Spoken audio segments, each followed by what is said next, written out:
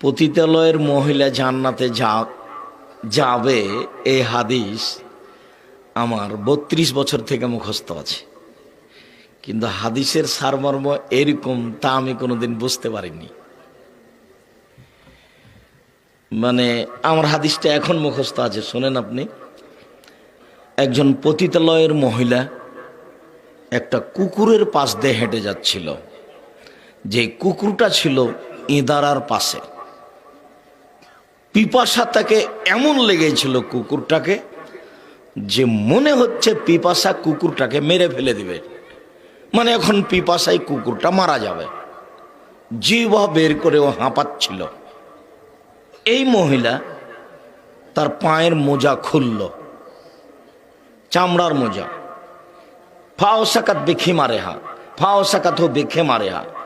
তার মোজাটাও তার ওড়নির সাথে বাঁধলো, বেঁধে ইঁদারায় নামালো। ইঁদারায় নামিয়ে তাতে করে পানি উঠালো, পানি উঠিয়ে এই কুকুরকে পান করালো। ভাগ্য ফেরা লাহা, এই কারণে এই মহিলাকে ক্ষমা করে দেওয়া হয়েছে।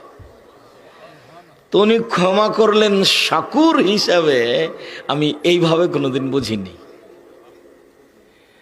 উনি যে শাকুর, মানুষের শুকরিয়া আদায় করেন, থ্যাংক ইউ দিয়ে আসলে শুকরিয়া আদায় হয় না।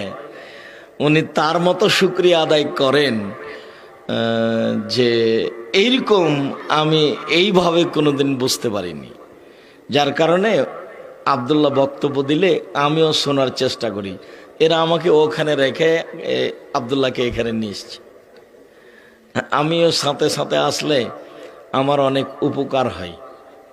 মানে লাতিফ যে এইভাবে, লাতিফ আমিও জানি যে লাতিফ মানে কত ছাত্রকে পড়ালাম।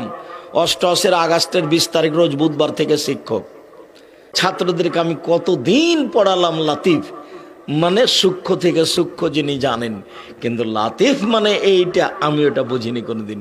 লাতিফ মানে কি, আপনি যে কষ্টে পড়েছেন, আপনার ছেলেটা মারা গেছে, তো খুব চিল্লাচিল্লি করে কাঁদছেন, তখন আমি গেছি যে বলছে ধৈর্য ধারণ করেন ভাই, ধৈর্য ধারণ করেন, ধৈর্য ধারণ করতে হবে, আল্লাহর মাল আল্লাহ নিয়েছে। তা আপনি যে কষ্ট ভোগ করছেন ওটা কি আমি ভোগ করতে পারছি? আপনি মিষ্টি খাচ্ছেন আর বলছেন খুব মিঠে, তা আমিও বুঝছি যে মিঠে, কিন্তু আপনারটা কি আমি ধরতে পারছি? তো আপনার মতো করেই যিনি ধরতে পারেন তার নাম লাতিফ। আপনি যেভাবে ব্যথা পাচ্ছেন ছেলে মরার কারণে, হুবাহু যিনি ওইভাবেই ধরতে পারেন, ব্যথা বুঝতে পারেন, তার নাম কি? লাতিফ। এই জন্য সুবিধা অসুবিধা কোথায় পেশ করতে হবে? ওখানে। তো শাকুরের অর্থ এইভাবে আমি আসলে বুঝিনি কোনোদিন। জাযাহুল্লাহ খায়র। মহিলাটা যাচ্ছিল কুকুরের পাশ দিয়ে, দেখে কুকুরটা জিহ্বা বের করে হাঁপাচ্ছে মরে মরে। তখন মহিলাটা তার জুতা খুলে তার উড়নি দিয়ে জুতা বেঁধে ইঁদারাতে নামিয়ে পানি উঠিয়ে তাকে পান করালো, চলে গেল। তখন আল্লাহ নবী বলছেন, বুখারী মুসলিমের হাদিস, যে ওই মহিলাকে ক্ষমা করে দেওয়া হয়ে গেছে, জান্নাতে চলে গেছে। সামান্য একটু কাজে আল্লাহ খুশি হয়ে গেছেন, তো যাও, তোমার পাপ আর আমি দেখলাম না, যাও।